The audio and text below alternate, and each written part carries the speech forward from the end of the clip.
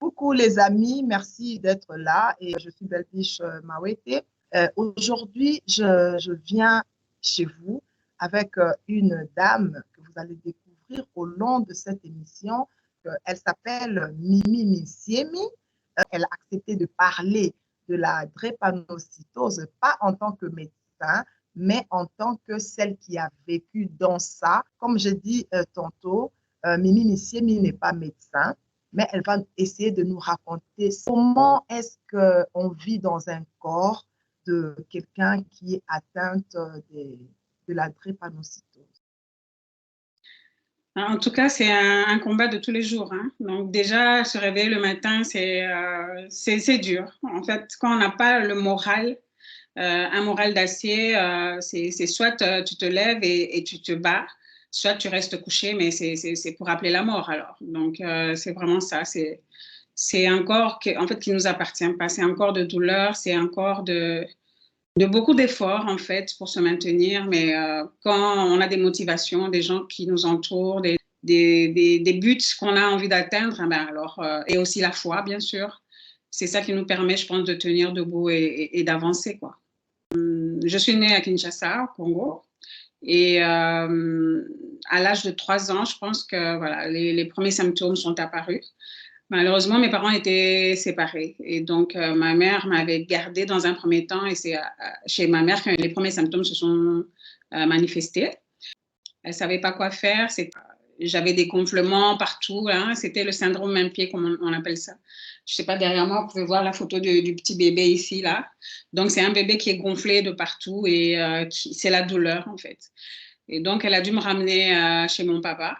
À l'époque, il y avait un médecin congolais, en fait, qui avait perdu 7 de ses enfants et qui avait ouvert l'hôpital Kalembe à Kinshasa. Et c'est là-bas qu'on soignait apparemment les enfants drépanocytaires.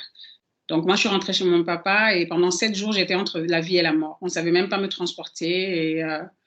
Et c'est un médecin de Kalembe qui venait me soigner, en fait. Et, parce qu'entre-temps, mon père avait fait un autre enfant drépanocytaire avec sa seconde épouse. Et donc, j'ai pu bénéficier de ces soins-là qui, au bout de 7 jours, m'ont rétabli. Et donc, heureusement pour nous, papa a pu obtenir une bourse d'études pour faire sa thèse de doctorat en Belgique, à l'ULB. Et donc, à l'âge de 6 ans, on est venu en Belgique avec mon père, ma belle-mère et ses 2 fils, dont l'un était drépanocytaire. Et donc, c'est vraiment... au Kinshasa, c'était une vie de cocon, hein. Tout le monde était autour de nous. On était vraiment des enfants très précieux. On ne pouvait pas faire des choses comme les autres enfants. On nous limitait vraiment tout, quoi. Même les jeux à l'extérieur, c'était vraiment... On était sous surveillance, hein. Et donc, quand on est arrivé en Belgique de 1980 à 1990, c'était vraiment une vie... une meilleure vie on a pu avoir parce qu'on avait un suivi médical régulier. Dans un hôpital avec une pédiatre qui nous suivait, mes petits frères et moi. Donc, c'était vraiment pendant les 10 ans, là, on a mené une vie un peu normale, à peu près, comme tous les enfants. On n'avait pas de restrictions. Et puis, surtout, mon père, je pense qu'il était un peu dans le déni, hein. Donc, pour lui, on n'avait rien. Il nous traitait comme tout enfant normal, bien qu'il faisait un suivi régulier avec les médicaments, les vitamines, et il veillait sur notre alimentation. Et même plusieurs fois, il nous a épargné d'être transfusés parce qu'à plusieurs reprises, surtout moi, j'avais des problèmes de baisse de sang. Il me ramenait à la maison et il signait que dans une semaine, il reviendrait, que mon taux d'hémoglobine serait redevenu normal. Et à chaque fois, c'était comme ça. On le ramenait à la maison. Il nous mettait, mon frère et moi, sous un régime vraiment très... avec des vitamines, il nous donnait tellement de nourriture consistante qu'au bout d'une semaine, quand on retournait à l'hôpital, mon sang était redevenu, le taux était redevenu normal. Je faisais tout, hein. À mon rythme, bien sûr, j'étais plus lent que les autres peut-être dans certaines choses, mais à mon rythme, j'ai passé toutes les primaires, les secondaires jusqu'en 4e. Et j'ai été en colonie de vacances, en classe de mer. Toutes les activités que les autres faisaient, je les faisais aussi. Bien que malade, tu n'as pas eu une enfance triste? Non, du tout. Franchement, pour moi, c'est la meilleure période de ma vie, en fait. Ces 10 ans qu'on a passé en Europe, c'était vraiment la meilleure période de ma vie. Les problèmes ont commencé quand, à 16 ans, mon père a terminé ses études, enfin, sa thèse de doctorat, mais il ne pouvait pas avoir un travail par rapport à ses attentes. Et donc, il a décidé de rentrer au Congo. Il est revenu dans la maison familiale, en fait. Et dans la maison familiale, il y avait une vingtaine de personnes qui habitaient déjà là. Il y avait une tante qui avait, sur ses 6 enfants, 3 étaient drépanocytaires aussi. Donc, c'était une maison où on était en crise fréquemment. Hein. Là, si ce n'était pas l'un, c'était l'autre et tout, des choses comme ça. J'ai commencé à avoir des crises à répétition presque tous les mois. Mon état de santé s'est vraiment dégradé et j'ai développé presque tous les symptômes, en fait, de la drépanocytose. Quand je suis rentrée au Congo, j'étais en 4e secondaire. Ben, une de mes voisines de classe qui m'a vue arriver avec un bandage au pied parce que j'avais développé un ulcère de jambe. Elle m'a dit du jour au lendemain, elle me dit, Mawa, donc, tu es comme l'un de nos enfants qui est parti précocement et tout. Des enfants comme toi, vous mourrez avant et tout. Et elle dit, mais tu peux faire tous les péchés que tu veux. Hein. Tu vas mourir avant, Dieu ne va pas te juger. Tout ça, tu vas mourir avant. Je dis, mais qu'est-ce que tu racontes tout? Va chercher une autre place ailleurs parce que moi, je ne comprends pas ce que tu dis, quoi. Tu es qui pour me dire des choses pareilles? Je ne comprenais vraiment pas, tu vois. Les regards des gens dans la rue, des choses comme ça, et aussi au sein de ma propre famille, quoi. C'est là que j'ai compris l'impact de cette maladie dans la vie de quelqu'un. J'ai reçu vraiment les réflexions comme une bombe, en fait. Toutes ces réflexions, que ce soit à l'extérieur, que ce soit dans ma propre famille. Et là, j'ai commencé à me renfermer. Au début, j'en étais malade tout le temps. Je pleurais, je me lamentais. Je me disais, mais pourquoi? Pourquoi les gens sont aussi mauvais? Pourquoi les gens sont aussi méchants? Parce qu'il y avait des réflexions, genre, ouais, de toute façon, elle va mourir et tout, machin. Mais je ne comprenais pas, en fait. Et on a perdu notre premier cousin, il avait 7 ans. Il est mort de la drépanocytose. Après ça, il y a mon frère aussi qui est parti à 19 ans. Et franchement, j'ai eu très mal. Je me suis dit, mais parce que moi, j'étais constamment en crise, mais lui, par contre, il n'avait pas vraiment de crise. Hein. Ou bien quand il commençait à faire une crise, notre maman, le premier, elle allait vite à l'hôpital avec lui. Donc, avant même qu'il commence à faire la crise, elle sentait déjà qu'il n'était pas bien. Lui, il avait sa maman qui se battait pour lui, quoi. Moi, je pouvais faire mes crises. Je restais une semaine à pleurer à la maison et tout, des choses comme ça. Mais quand il est parti, j'ai vraiment eu mal. Je me suis dit, mais pourquoi? En fait, j'ai dit, Seigneur, il fallait que tu me prennes moins, que j'aille me reposer. Parce que j'étais vraiment fatiguée d'être tout le temps malade. Les crises drépanocytose, c'est 10 fois les douleurs de l'accouchement. Donc, c'est comme si on vous broyait les os. Et si vous avez ça tout le temps, vous êtes marqué par un fer. Au bout d'un moment, vous en avez marre. Vous dites, si c'est pour vivre une pareille, je préfère partir, quoi. Mon père commençait aussi à être fatigué. Il se disait que non, je mentais. Et il disait que je faisais exprès d'être malade. C'était vraiment un combat de tous les jours. Et je me disais, non, moi, je ne peux pas supporter une vie pareille. En plus, une autre question, c'est que en tant qu'Africain, je sais que quand on a un enfant malade à la maison, qui est tout le temps malade, comme tout enfant peut tomber malade, la famille a toujours l'impression d'attribuer la maladie à un cas de sorcellerie, par exemple. Nous avons vu des cas comme ça. Est-ce que tu es passé par ces stades-là où ta famille a considéré que la petite peut avoir une sorcellerie, la petite peut avoir juste de l'imagination et tout ça? Est-ce que tu es passé par ce stade-là, Mimi? Mais on ne m'a pas qualifiée de sorcière ou quelque chose comme ça, mais il y avait c'est dans la famille qu'on disait qu'il y avait, voilà, il y avait, on avait des oncles ou des tantes qui avaient la sorcellerie et qui peut-être ils nous exploitaient, nous, hein, pour leur intérêt ou des choses comme ça. C'est pour ça que voilà, mon père et notre tante étaient frappés avec les enfants de drépano, des choses comme ça. Mais je sais qu'ailleurs, on a accusé certains enfants d'être des enfants sorciers et, parce qu'ils avaient des crises chaque fois que le papa était payé. Et donc, l'argent du salaire du papa allait à faire soigner l'enfant. Parce que voilà, l'enfant est tout le temps malade, il faut tout le temps courir avec à l'hôpital. Et il y a plein d'enfants qui meurent comme ça parce qu'ils sont délaissés. La famille n'a pas le moyen de l'emmener à l'hôpital. Au fin du compte, on le laisse là, au coin, hein, à pleurer. Et en fin de compte, il y a des enfants qui se laissent carrément mourir, quoi.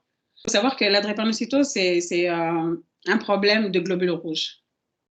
Donc, c'est une maladie génétique transmise par les 2 parents porteurs à l'enfant. Ça, je vais vraiment taper dessus parce que beaucoup de gens disent que c'est la mère qui transmet la maladie à l'enfant. C'est complètement faux. Ce sont les 2 parents qui sont porteurs du gène. Hein, SS, donc un parent est AS, l'autre parent est AS et ils transmettent leur gène S à l'enfant. Le gène S étant le gène de la drépanocytose. Donc, le gène S, c'est le gène de la drépanocytose. Il y a 3 groupes qu'on appelle des groupes électrophoreuses d'hémoglobine. Donc, il y a le groupe AA. Une personne qui est AA, c'est une personne saine. Donc, elle est bien, elle n'a aucun antécédent. Il y a le deuxième groupe, ce sont les personnes AS. Donc, ce sont les personnes qui portent le gène de la drépanocytose. Et ça, c'est des gens qu'on ne connaît pas. C'est monsieur tout le monde dans la rue. Il ne sait pas qu'il est porteur de ce gène et qu'il peut le transmettre à un enfant en se mettant en couple avec une autre personne AS. Et puis, enfin, il y a le troisième groupe qui sont les personnes SS, donc les personnes malades qui ont hérité des 2 gènes S de leurs parents. Donc, il faut vraiment taper sur ce point-là, parce que beaucoup de gens disent refaire la faute à la femme, qu'elle a transmis le mauvais sang à son enfant, des choses comme ça. Ce n'est rien de tout ça, c'est vraiment une maladie génétique, donc qui vient des gènes. C'est comme on transmet ses yeux à l'enfant, on transmet sa bouche, par exemple, hein, elle a la bouche de sa mère, elle a les yeux de sa mère. Ben, on transmet aussi son gène à l'enfant. C'est comme ça, le gène SS, c'est hérité des 2 parents porteurs de la maladie. Et cette crise, c'est le début des douleurs. Donc, les douleurs là que vous ressentez, on ne peut pas les qualifier. Et on ne peut même pas les donner à même son pire ennemi. On ne peut pas lui sauter ça. Parce que c'est des douleurs où vous avez mais un mal, on ne sait pas l'expliquer à quelqu'un qui ne peut pas avoir ces crises. C'est vraiment, c'est comme si on vous broyait les os, c'est comme s'il y avait un tracteur qui passait sur vous. Ça peut commencer au bras, par exemple, hein, c'est surtout souvent les articulations, vu que voilà, au niveau des articulations, les vaisseaux sont un peu plus fins. Ça peut commencer au poignet, mais en un rien de temps, ça gagne tout le corps, en fait. Et c'est tout votre corps qui ne vous appartient plus. Et aussi, à côté de ça, il y a l'anémie. Donc, il y a une baisse de sang parce que vous êtes en fièvre ou quoi, et la fièvre provoque la baisse de l'hémoglobine. À savoir aussi que les globules rouges des drépanocytaires ne vivent pas longtemps. Donc, voilà. On fait des hémolyses, hein, on appelle ça hémolyse. Et donc, il y a la baisse de sang, il y a la baisse d'oxygène et il y a cette douleur-là. À côté de ça, il y a l'atteinte d'organes parce qu'avec le temps, il y a des organes qui vont être touchés. Il y a par exemple la rate, la vésicule biliaire, il y a les articulations.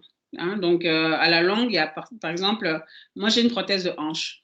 C'est parce que l'os du fémur a été touché. Donc, il a été rongé à cause du manque d'apport voilà, en oxygène ou autre chose. Et donc, à la longue, l'os se ronge et ça provoque vraiment des problèmes, ou bien à l'épaule, ou bien ailleurs. Ça s'appelle des nécroses. C'est déjà un long parcours que tu as fait en tant que drépanocytaire. Oui. Et quand que tu as pris cette force, cette volonté de toi-même, de te dire, je vais vivre. Parce que tu as dit quand tu étais enfant, il s'est fait que tu disais, pourquoi mon frère meurt et pas moi? Parce que tu n'as pas voulu continuer à vivre dans cette douleur. Il y a eu un déclic ou une circonstance. Raconte-nous un peu comment ça s'est fait, que tu sois ce que tu es aujourd'hui, parce que tu es pimpante, tu te tiens bien, tu es belle et tout. On peut ne pas dire que tu es drépanocytaire. Alors, en tout cas, merci pour les compliments d'abord. Mais à ce jour, je mets Dieu devant toute chose dans ma vie. En fait, quand on est retourné au Congo, Dieu a mis sur mon chemin une amie, que j'appelle d'ailleurs mon ange. C'est ma meilleure amie depuis plus de 34 ans maintenant. Elle venait souvent acheter du poisson pour son chat chez nous d'abord. Et donc, elle a abordé mon frère et mon frère lui a dit, ah ben attends, écoute, je vais t'appeler ma sœur. Et c'est comme ça qu'on a fait connaissance avec cette amie-là, ma copine. Elle a vu dans quel milieu je vivais. Elle a dit, écoute Mimi, toi, tu dois t'accrocher à Dieu. Il n'y a pas d'autre solution. Il faut vraiment que tu donnes ta vie à Dieu. Et il faut vraiment que tu fasses de Dieu ton pilier et tout. Et donc, c'est elle vraiment qui m'a initiée à donner ma vie à Dieu et à dépendre que de Dieu. Elle m'a dit dans les moindres choses. Et donc, des fois, j'arrivais chez elle, elle voyait que j'étais affamée, en fait, entre guillemets. Je faisais du pain, elle me donnait pour aller avec à la maison, des choses comme ça. Donc, il y a elle d'abord, d'une part. Et donc, moi, j'étais très proche de mon cadet. Et un jour, j'avais des problèmes de vésicule biliaire. J'avais vraiment mal, j'étais à l'université. Mon père, je suis revenue à la maison. Pendant une semaine, je suis à la maison, mais mon père ne voulait pas m'entendre. En fait, il ne voulait pas m'entendre, il ne voulait rien savoir. Je pleurais, tout ça, mais En fait, j'étais vraiment fatiguée moralement et physiquement. Je dormais par terre, j'essayais de prier, je faisais des jeûnes mais rien n'allait, quoi. Alors, c'était vraiment comme si j'étais arrivée au bout. Je me dis, Seigneur, moi, j'en peux plus. J'en peux plus. Là, je veux juste partir, quoi. Prends-moi et tout, que ça, on en finisse. J'étais fatiguée. Je me dis, si mon père ne veut pas me soigner et tout ça, moi, j'ai pas demandé cette vie-là. Donc, je vais partir. Et j'ai demandé à un petit cousin, là, d'aller m'acheter une lame de rasoir. J'ai demandé, vraiment, j'ai fait une prière à Dieu. Je dis, Seigneur, pardonne-moi pour ce que je vais faire, mais je suis fatiguée, je vais partir. Et donc, je suis venue au salon, je me rappelle toujours. Mon père était avec un de ses meilleurs amis. Et c'était un papa vraiment très pieux et qui avait aussi un fils, un petit garçon qui était drépanocytaire. Et donc, vraiment, il avait beaucoup de considération pour moi. Et donc, je suis sortie au salon, j'ai dit à mon père, papa, donne-moi de l'argent, je vais aller à l'hôpital parce que je ne vais pas bien. Et mon père, c'était encore une fois des paroles vraiment méchantes. Paix à son âme, hein, parce qu'il est décédé en 2019. C'est lui qui a en partie fait ce que je suis. Aujourd'hui, je suis une femme forte et tout. Je pense que je tiens ça de lui, malgré que voilà, nos rapports n'étaient pas vraiment, voilà. Mais ça reste mon père. Je l'aimais à ma façon. Je pense qu'on s'aimait à notre façon. Ce jour-là, donc, j'ai pris cette lame de rasoir et je lui ai dit, écoute, papa, tu veux pas me donner de l'argent? Je vois que dans cette maison, en fait, je gêne. Et j'ai pris la lame de rasoir, j'ai commencé à m'entailler la main devant lui. Et il a été choqué sur le champ et c'est son ami qui a eu le réflexe de se lever et de me tenir les mains et d'arracher la lame de rasoir. Parmi les personnes qui m'ont touchée ce jour-là, c'est mon petit frère. Il est venu me voir après et il m'a dit, pourquoi tu as fait ça?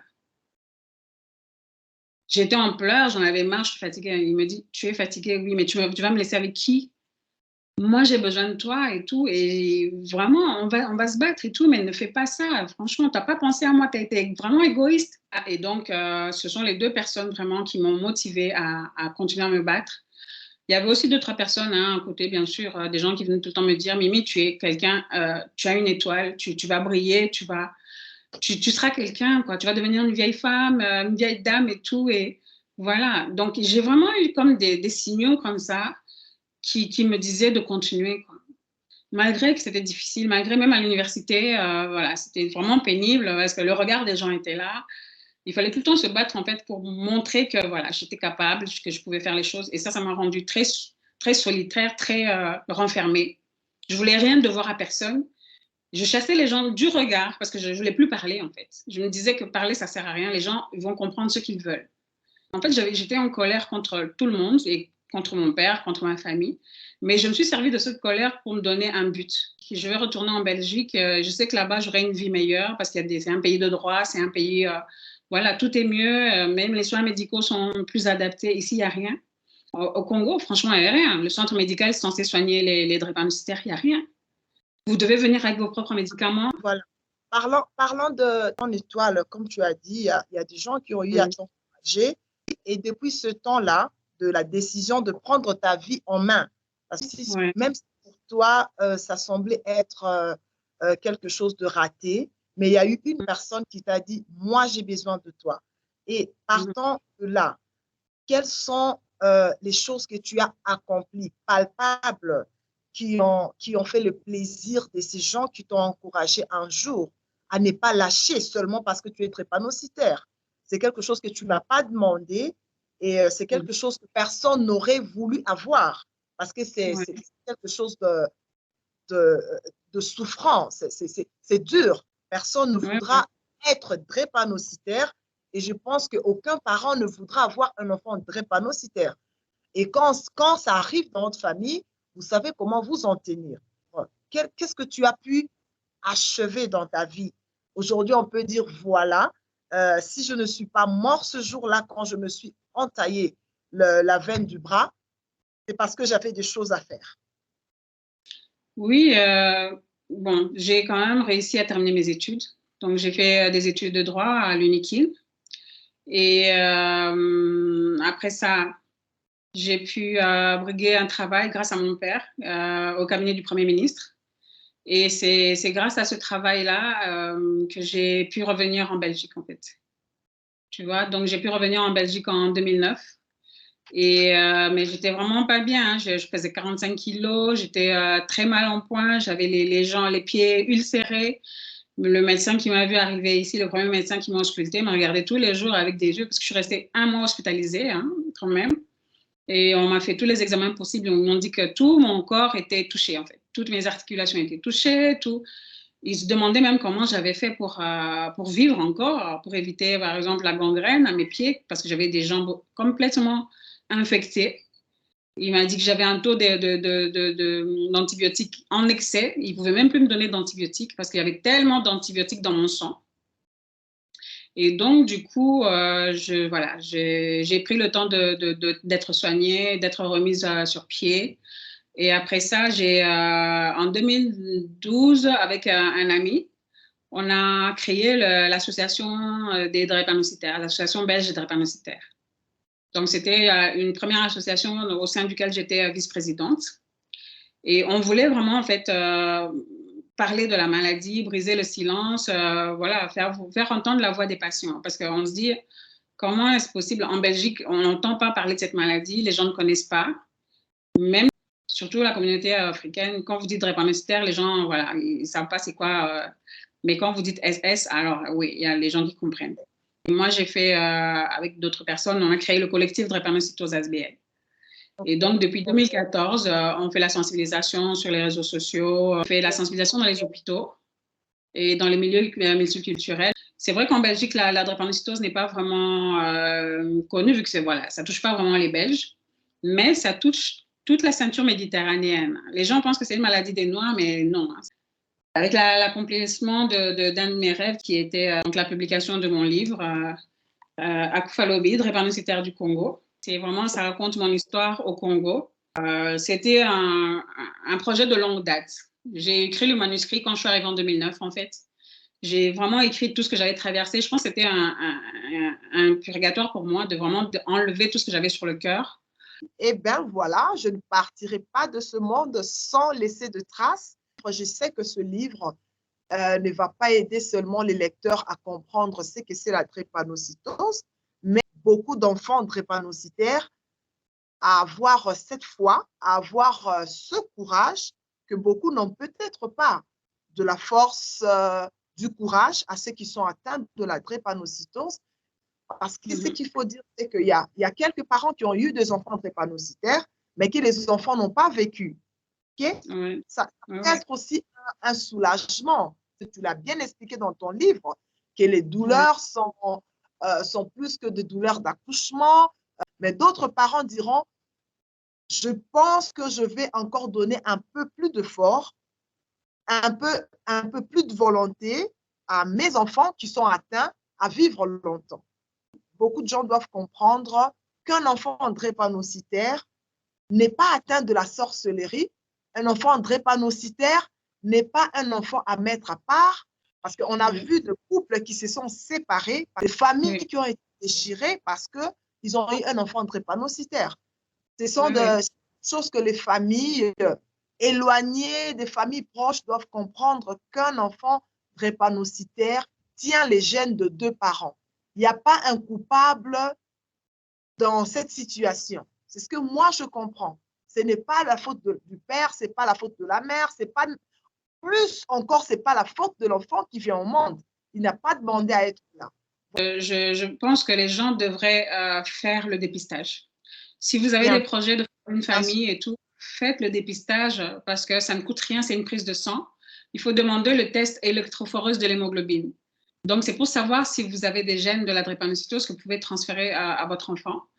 Ou bien encore, si vous êtes déjà engagé dans un couple, voilà, que vous êtes tous les deux porteurs du gène, en Europe, il y a moyen d'avoir un enfant sain. C'est vous faire aider par la procréation médicalement assistée. Mais vraiment, si vous voulez épargner votre enfant et vous-même des souffrances de toute une vie de douleur et de souffrances de courir tout le temps à l'hôpital, faites le dépistage. Aussi, les médicaments comme Hydrea, on a constaté que ça aidait les personnes qui ont la drépanocytose à faire moins de crises.